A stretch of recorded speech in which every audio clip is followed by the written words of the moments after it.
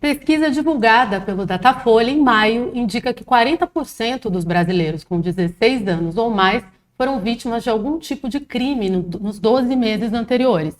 Golpes digitais que causam perdas financeiras são os mais comuns e atingem quase 16% das vítimas, o equivalente a 26 milhões de pessoas. Um pouco mais de 12% dos entrevistados também afirmou ter sido vítima de fraude ou desvio de aplicativos bancários ou Pix. Eu converso sobre o assunto com Rafael Costa Abreu, diretor de fraude e identidade para a América Latina da LexisNexis Risk Solutions, empresa global de dados e prevenção a fraudes. Muito obrigada, Rafael. Eu vou começar te perguntando o seguinte: vocês vendem basicamente a capacidade de distinguir um cliente legítimo de um fraudador em frações de segundos. Como isso funciona na prática? Nós conseguimos identificar uma transação legítima de uma transação que não é legítima, um acesso legítimo de um acesso que não é legítimo, através de diversos mecanismos do que a gente chama de identidade digital. Uma identidade digital, a gente pode fazer um paralelo com a identidade física. Quando a gente olha um dado isolado, como por exemplo um nome, isso não é suficiente para identificar uma pessoa. Por quê? Eu posso ter caso de homônimos, né? Um João da Silva pode ser muita gente. Mas um João da Silva, que é filho da Dona Maria, do seu José, que nasceu na data X em tal cidade, esse conjunto de informações consegue identificar unicamente uma pessoa. Da mesma forma, a gente consegue trabalhar no mundo digital. Então, o comum é o quê? Você identificar através de um e-mail, por exemplo, ou de um nome de usuário.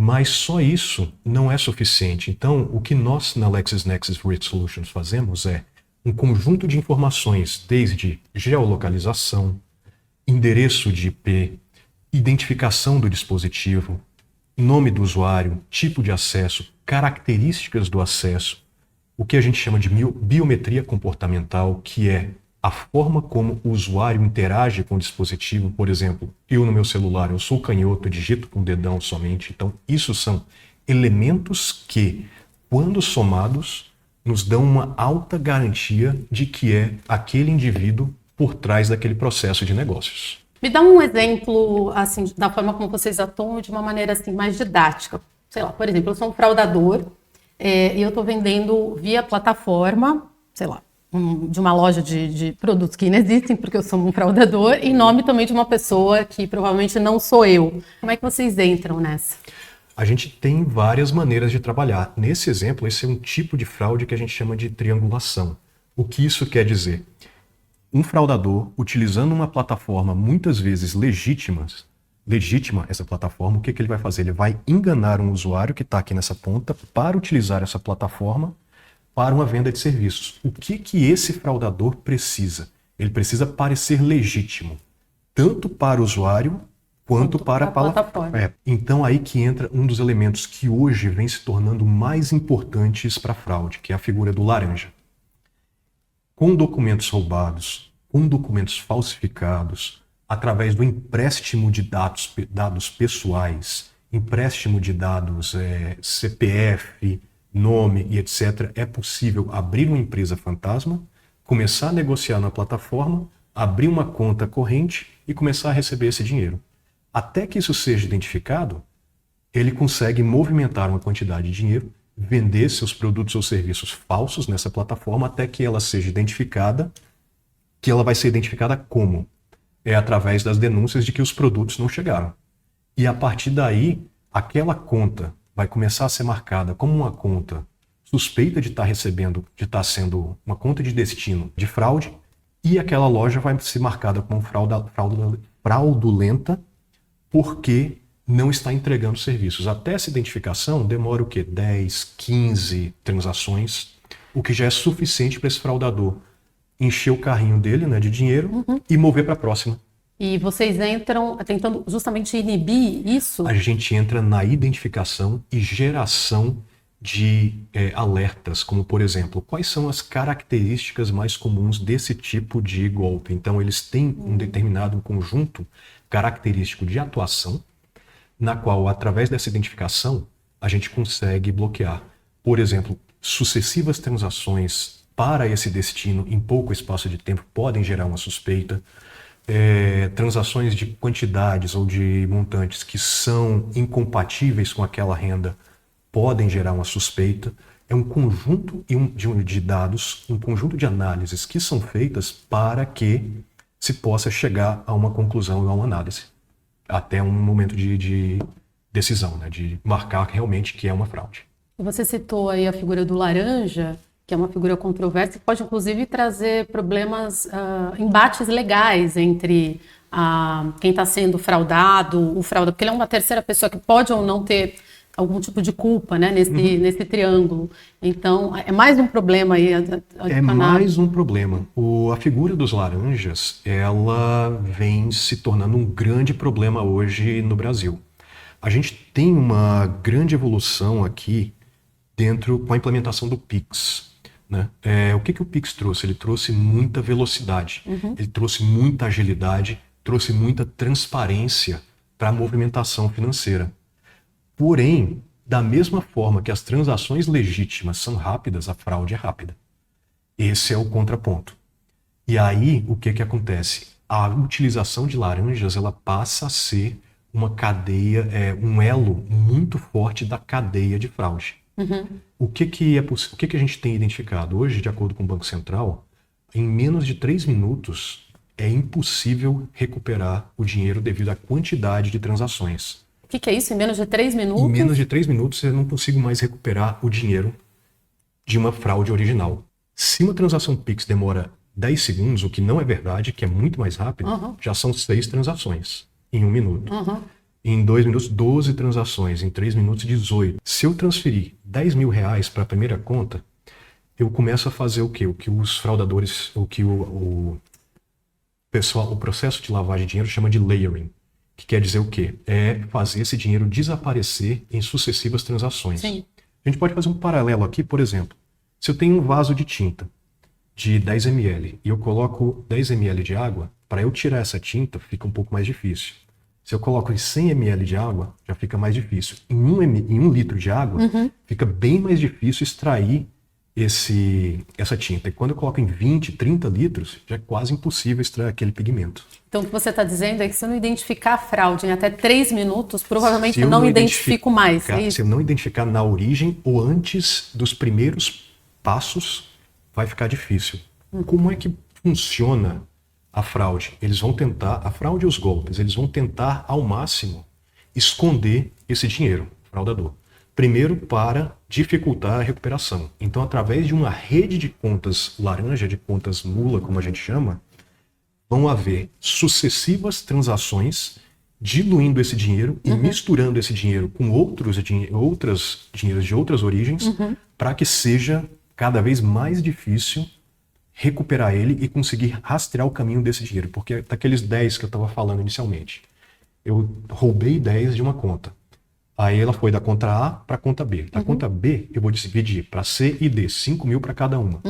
2.500 para as próximas. E assim vai. E aí eu vou misturando esse dinheiro com outros que vão chegando. Então, se eu consigo seguir uma linha dessas, eu ainda tenho mais outras 90 linhas para tentar seguir para recuperar aquele. E aí entram outras questões, outros problemas. Por exemplo, se eu começo a utilizar de plataformas de delivery, corridas de pessoas, por exemplo, restaurantes de fachada, igual a gente estava falando da fraude de triangulação, eu posso fazer um pedido em um restaurante de fachada, eu não preciso entregar, porque eu controlo ali, então eu já escondi aquele dinheiro, porque eu já inseri ele na economia e saquei como se estivesse, entre aspas, limpo. Como se fosse um pagamento legítimo a uma plataforma. Então ele já começa a ter mais dificuldade de ser rastreado. E por aí vai. Você pode utilizar plataformas de jogos e apostas, plataformas de delivery, plataformas de corridas. Tudo isso para fraudar, para desviar dinheiro. Para sumir com o dinheiro que foi roubado. E integrar ele em uma outra carteira, que pode ser uma carteira cripto, por exemplo. E aí, o que vai acontecer? Ele sai do país, eu tenho evasão de divisa, ele pode financiar o tráfico, comprar armas, comprar drogas, financiar o terrorismo e etc, etc. Porque quando ele está no cripto, ele já sai do país muito mais fácil quase que invisível. Tá, para a gente fechar esse bloco, só vamos voltar ali aos 3 minutos. O que você quis dizer com aqueles 3 minutos? É isso mesmo? Se eu não identificar até 3 minutos, depois disso fica muito difícil, tá. Porque são tantas transações sucessivas, assim, pensando em 10 segundos, você já pensa o tanto, mas normalmente as transações levam menos de 1 segundo e elas podem ser automatizadas. Bom, aí o céu então, é o limite. O céu é o limite, ou seja, a velocidade é tão rápida nessas transferências que se torna difícil para que as pessoas consigam monitorar. Tá. Vamos voltar um pouquinho para o básico de novo. Queria saber de você qual que é a diferença. A gente está falando aqui de fraude de golpe, mas eu imagino que existe uma diferença entre um e outro. Qual é a diferença? Por que saber disso é importante? Saber é importante. O que acontece? A gente pode voltar aqui um pouco no tempo, quando começamos com o banco digital.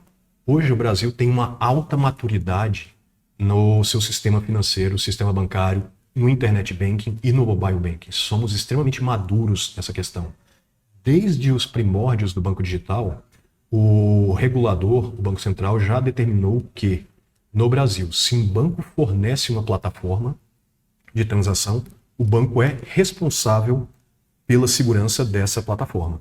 O que isso quer dizer? Transações via internet banking, transações via mobile banking, o banco deve fornecer todos os meios para garantir que a conta do usuário esteja legítima e seja difícil de ser, por exemplo, hackeada, não possa ser roubada ou que terceiros não possam acessar em nome desse usuário. O que é a fraude? É o tentar roubar dados de acesso para acessar uma conta como se eu fosse aquela pessoa. Ou seja, um fraudador, um hacker, roubar meu usuário, roubar minha senha e acessar a minha conta do internet banking, por exemplo. Isso seria uma fraude. Os bancos vêm fazendo um grande trabalho. O Brasil é um dos países que mais investe em tecnologia hoje no mundo.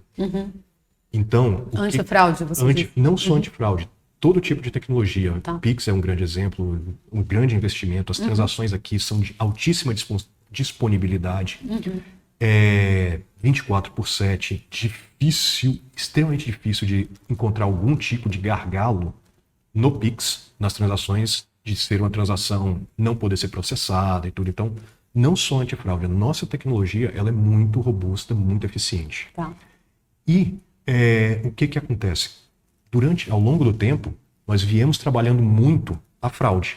Ou seja, é cada vez mais difícil para um hacker roubar minha conta e acessar minha conta sem que o banco descubra que não sou eu que estou acessando. Então, os fraudadores, eles mudaram a estratégia, mudaram o foco. Começaram a ligar diretamente para as pessoas e pedir transações através de golpes ou um estelionato digital. Sim. No Anuário Brasileiro de Segurança Pública, que tem alguns dados bastante interessantes, de 2022 para cá, se eu não me engano, 2022 para cá, crimes como físicos vêm diminuindo na taxa de 50%, e os crimes digitais cresceram em torno de 408%. Por quê? Crimes contra a vida têm penas mais pesadas, tem um risco maior de confronto, risco de violência maior. Os crimes digitais têm penas menores, mais brandas, e são mais fáceis e têm mais escala. A gente está vendo essa migração muito forte. E a partir daí a gente vê um grande número de golpes. E a gente tem diversos exemplos. Golpe do falso emprego, golpe do investimento, Golpe do familiar e tudo. E aí o que acontece? Qual que é a diferença fundamental? O usuário, a pessoa dona da conta, está de própria vontade, claro que sendo enganada, mas está de própria vontade fazendo a transação, não só fornecendo os dados. É a pessoa que está lá, entrando com a própria senha, escrevendo o valor da transação para quem quer transferir e enviando dinheiro. Como tem a legítima vontade da pessoa, isso não é uma fraude. Então é um golpe. E hoje, na legislação brasileira, existe um grande debate. Quem é o responsável pelos golpes? Porque o banco preveniu a fraude. Aquilo não é a fraude, é o próprio usuário fazendo a transação. Essa tem sido uma fonte de debate hoje dentro do Brasil. Quem responsabilizar no caso de golpes? Rafael, vamos falar um pouquinho do negócio agora. Vocês são uma empresa global de origem americana. Há quanto tempo vocês estão no Brasil? Quais são as expectativas de crescimento de vocês no país? A empresa é de origem americana, ela é derivada de uma outra empresa americana, parte de um grupo inglês chamado LexisNexis. Nós temos 25 anos de existência global. Estamos há mais de 10 já presentes no Brasil, presentes nos principais bancos e fintechs brasileiras, empresas de viagem, plataformas de viagem, online travel agencies, linhas aéreas, seguradoras, entre outras e-commerces, entre outras empresas. O que vocês veem aqui no Brasil, né? O que vocês veem como mais promissor em termos de negócio? Qual setor, qual área? O segmento financeiro, a gente vê como mais promissor. Temos mudanças constantes de legislação, temos requisitos cada vez mais fortes que são necessários adaptação. A fraude e os golpes, eles avançam de maneira rápida. Então isso exige uma inovação constante, uma inovação muito forte pelo lado tanto das empresas financeiras quanto dos provedores de serviço, para que estejamos sempre, pelo menos, próximo ao nível de defesa que os fraudadores nos exigem. Certo. Falando um pouquinho do estudo recente de vocês, ele mostra, né, esse estudo, que para cada $1 perdido com fraude, o custo real para a empresa chega a ser de quase $7, né? 6 e muito. De uma forma simples, onde estão esses outros $6 de prejuízo que a empresa gasta além do valor roubado? Você poderia explicar para a gente esse ciclo aí de custos que existe para lidar com a fraude? É bem interessante a gente ver a evolução desse custo ao longo dos outros estudos. Cada vez mais a gente está vendo que o custo da fraude ele vem aumentando. Por quê? Cada vez mais a fraude tem aumentado seu nível de sofisticação. Ou seja, é cada vez mais necessário investimentos em tecnologia, em pessoas, em serviços e nos processos para poder identificar corretamente esses processos, as fraudes. Então, no caso de uma fraude, o que acontece? Eu não tenho somente o custo do reembolso. Eu tenho o custo com pessoas, com processos, com investigação, com adequação das ferramentas antifraude, com toda a validação, e isso vem crescendo ao longo do tempo. E quem que paga essa conta no fim? No fim, acaba que o banco tem que pagar essa conta e ele desembolsa esse valor. Bom, vamos falar um pouquinho do Pix, né, que é uma ferramenta muito importante, foi criada para incluir financeiramente milhões de brasileiros, mas é também uma porta de entrada importante para um universo aí grande de golpistas. Eu queria saber o seguinte, se o problema é estrutural, né, em qualquer meio de pagamento instantâneo, ou há características do Pix que favorecem golpes, por exemplo? O que a gente vê? O Pix ele é uma ferramenta fantástica. A gente conseguiu bancarizar quase a totalidade da nossa população, conseguimos praticamente eliminar o dinheiro físico. Então o que isso traz? Isso traz inclusão financeira, traz visibilidade, traz acesso da população aos serviços financeiros, tem muitas características positivas. Mas o Pix é uma ferramenta. E uma ferramenta é tão boa quanto a utilização que se dá para ela. Quando bem utilizado pelas pessoas que querem fazer negócio, é muito bom. Então é uma ferramenta barata para pequenos comércios e tudo. Isso diminui o custo financeiro, o custo de acesso ao dinheiro é muito mais baixo. Ou seja, não existem tantas taxas a serem pagas. Então, é uma ferramenta que permite a geração de negócios. Pelo outro lado, ela é rápida. E quem quer explorar, igual fraudadores estão explorando as pessoas com estelionato digital, também se torna muito fácil. E essa é o outro lado de se utilizar o Pix. Pode ser utilizado tanto para o bem quanto para o mal. Então, as movimentações, como a gente falou, são muito rápidas. Sim. As movimentações são ágeis e acaba que o processo de identificação ele vai se tornando mais complexo. O que o Banco Central tem feito, por exemplo? Tem implementado algumas medidas de segurança adicionais no Pix. A gente viu há 2 anos atrás, mais ou menos, o lançamento do MED, Hoje nós temos um MED 2.0 que ele permite um monitoramento de até 5 saltos, ou seja, 5 contas sequentes. Vamos só traduzir esse MED aí. O MED é um mecanismo especial de devolução, é isso? Exatamente. E ele serve para permitir que o sistema identifique os caminhos dos recursos. Exatamente. O que ele vai fazer? Se eu tenho a suspeita de que caiu um golpe, eu vou notificar aquela transação ao meu banco, aquele banco irá notificar o primeiro salto do dinheiro para onde ele foi, para que possa haver a recuperação. No MED 2.0 é possível fazer esse monitoramento de até 5 contas subsequentes. Ou seja, isso começa... Você começou explicando as contas subsequentes. Ou seja, eu começo a ter uma visibilidade maior de para onde o dinheiro está indo. E a partir daí é possível fazer o caminho de volta para recuperar. Porém, e isso é importante para quem está assistindo, quanto mais rápido for feito a notificação, maiores são as chances de devolução. Então, na hora que sentiu que caiu em um golpe, aquela transação não está parecendo legal, aciona o MED. Você está falando, quando você fala para acionar o MED, eu sei que o Pix passou a ter um botão de contestação direto, né, nos aplicativos, permitindo que o usuário denuncie uma fraude sem precisar falar com um atendente, alguém humano. É disso que você está falando? Exatamente. Normalmente, cada banco tem a sua maneira de operacionalizar esse MED, mas normalmente no extrato, em cima da transação que você tem a suspeita de que seja uma transação fraudulenta ou de golpe, deve ter um botão para clicar e fazer a contestação. E na sua avaliação, então, o efeito real, né, dessas novas regras na agilidade, como eu posso dizer, na agilidade de você obter de volta o recurso, é um efeito importante e é um efeito real? É um efeito real, é um efeito necessário, é um efeito importante. Tá, bacana. Bom, recentemente o Banco Central também tornou obrigatória a rejeição de transações para contas que tenham fundada suspeita de envolvimento em fraude, exigindo que os bancos usem, inclusive, bases de dados privadas para essa análise.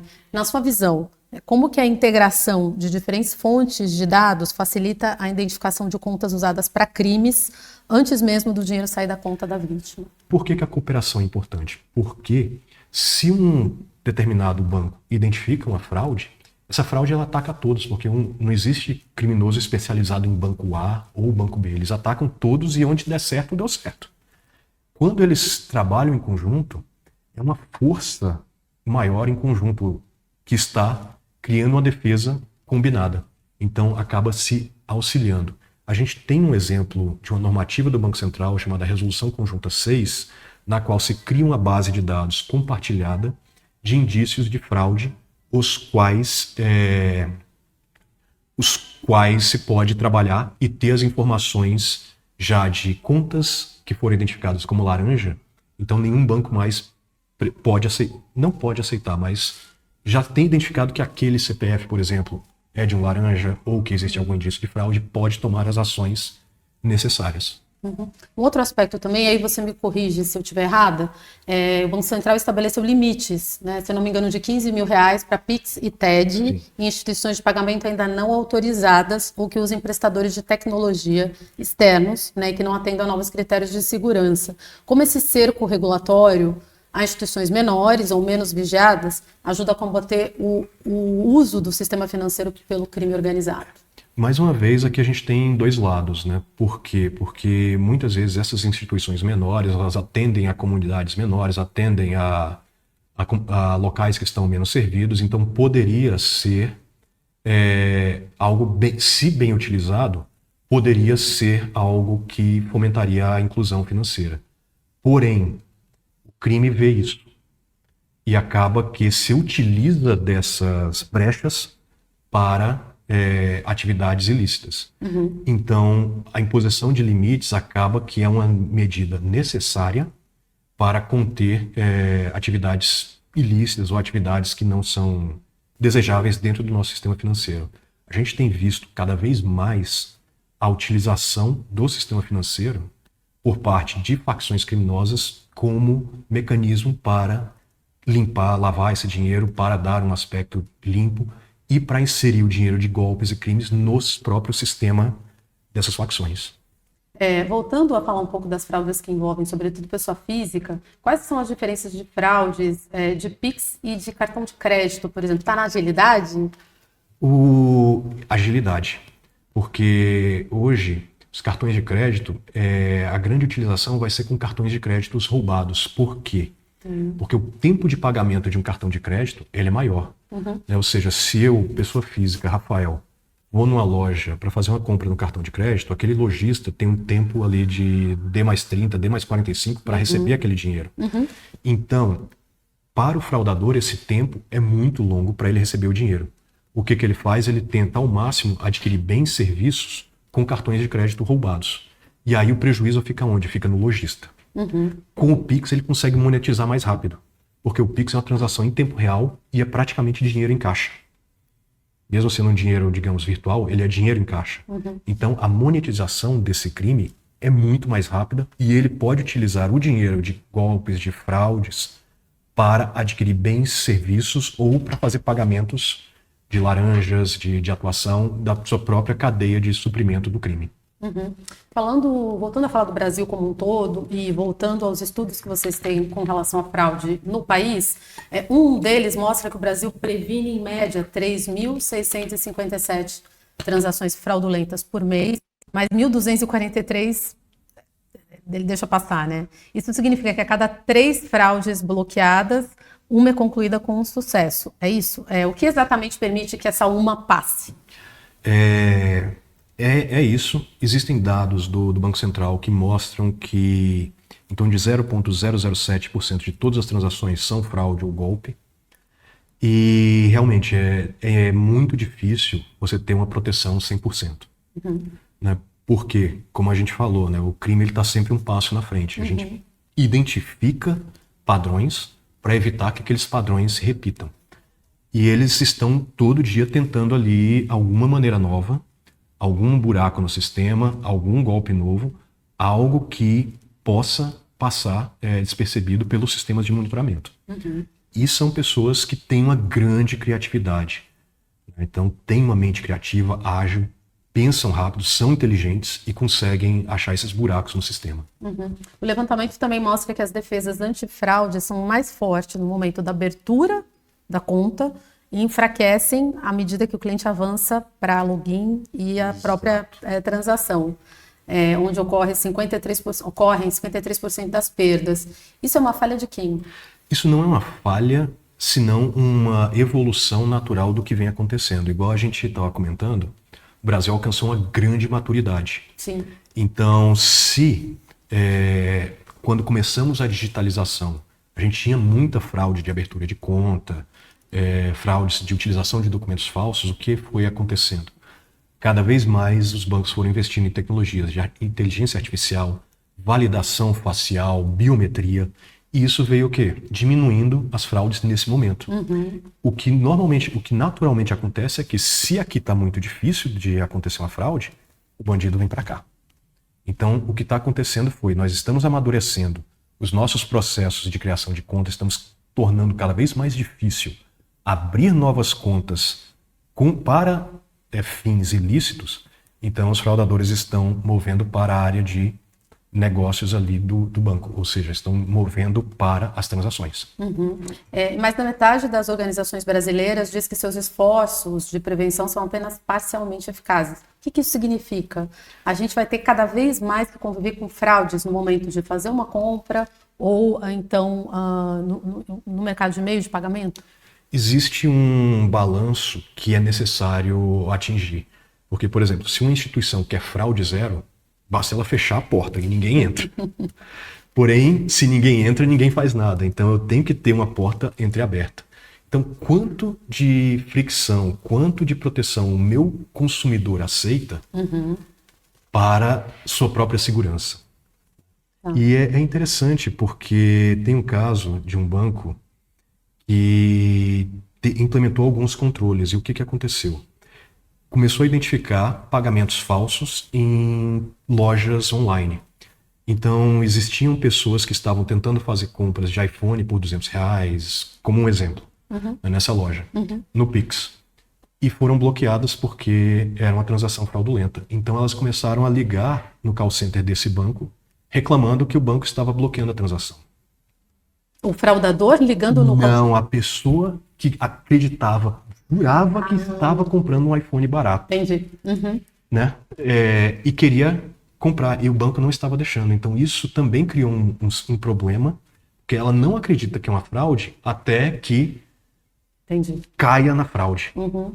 E aí já é um outro problema, que é um problema de conscientização das pessoas. Então temos que trabalhar o quê?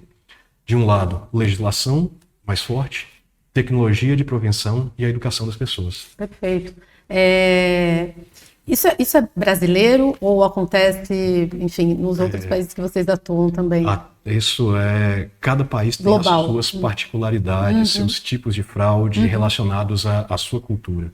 Quando a gente vai para a Ásia, um dos principais golpes, uma das principais questões que acontecem são fraudes e golpes de romance.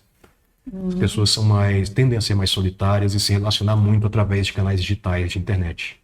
E sofrem mais com esse tipo de golpe. Quando a gente vem para cá, são muito mais questões familiares, pessoais, investimento, oportunidades e principalmente golpes de emprego, de falso emprego. Interessante. Cai muita gente nesse tipo de golpe aqui no Brasil, na América Latina. Interessante. É sinal que a gente gosta de trabalhar e está procurando emprego. Uma outra coisa também é que, enfim, um dos possíveis efeitos da decisão também dos Estados Unidos de declarar PCC e ICV como terroristas pode ser forçar empresas brasileiras a melhorar os seus sistemas de compliance, tornando o ambiente de negócios talvez um pouco mais seguro. Como que você vê isso? Isso eu já vejo de uma maneira mais positiva, porque a gente já sabe de conexões que existem. Essas facções estão infiltradas já no sistema financeiro, no Brasil como um todo. Então, talvez isso possa vir a melhorar, nesse ponto pode vir a melhorar como nós temos que lidar com esse fluxo de dinheiro, auxiliando melhores mecanismos de identificação, de prevenção e do monitoramento do caminho desse dinheiro. Tá certo? Então isso pode ter um lado positivo no combate ao crime organizado. Na questão da segurança, né, digital. Perfeito. O Brasil tem fintech, banco digital e empresa local que também vendem prevenção a fraudes. Né? O que justifica contratar uma multinacional como vocês para resolver um problema tão específico do ecossistema financeiro brasileiro? Quando a gente olha o mundo de pagamentos instantâneos, a gente conhece muito bem o Pix. Mas o Pix não foi o primeiro. A gente tem o Faster Payments da Inglaterra, temos Singapura, China, Índia. Eu gosto de comparar muito o sistema brasileiro com o sistema indiano. O sistema indiano se chama UPI. Ele tem o potencial de ser o maior sistema do mundo, né? Hoje o Brasil é o maior. Nós digitalizamos em torno de 95% da população, mais de 90%, e a Índia tem como utilizadores em torno de 40% apenas. Só que 40% de 1 bilhão é o dobro da nossa população. Então, também é um sistema grande, robusto, e fraudes existem em todo o mundo. Aqui, temos um ambiente muito criativo em termos de tipos de golpes. E somos muito inovadores. Mas quando a gente olha o que esses outros países fizeram, isso pode nos dar direção, o caminho sobre o que fazer. Por exemplo, a gente estava discutindo um pouco sobre a questão do golpe e do que o Banco Central pode fazer. Como é que funciona no Reino Unido a questão do reembolso nos golpes? Quem é responsável? Eles seguiram o seguinte caminho. Na fraude, 100% da responsabilidade é do banco que envia o dinheiro. No caso de um golpe, essa responsabilidade ela vai ser 50% do banco de quem envia e 50% do banco que recebe. A gente não tem isso aqui, né? Hoje estamos discutindo. Seria interessante, por exemplo? Na minha opinião, eu iria para um modelo no qual 100% da responsabilidade é do banco que recebe. Por quê? Ali, aquele banco que recebe, o fraudador que está recebendo o dinheiro, ele não vai colocar uma conta legítima, ele vai criar uma conta laranja. Se existe uma conta laranja, essa conta laranja foi aprovada por alguém. O que 100% da responsabilidade significa? Eu preciso de melhores controles do banco que recebe para filtrar as contas laranjas e garantir que ele não tem nenhuma conta laranja dentro do seu plantel de clientes. Perfeito. Para a gente terminar, se você tivesse que escolher uma única métrica para explicar um CEO de uma empresa, né, média brasileira, por que ele deveria investir em prevenção a risco agora e não depois de sofrer uma fraude, qual seria essa métrica e por quê? Fidelização. Normalmente, quando o cliente sofre uma fraude, ele tende a mudar de banco, tende a abrir reclamações em sites, falar com amigos, parentes, etc. O caso que aconteceu, isso traz uma fricção muito grande. Um banco, um ambiente seguro, um ambiente confiável, tende a fidelizar mais. Então, tem uma maior retenção e uma menor saída de clientes, quanto mais seguro o meu ambiente é. Perfeito. Rafael, muito obrigada pela entrevista. Eu que agradeço. Muito obrigado.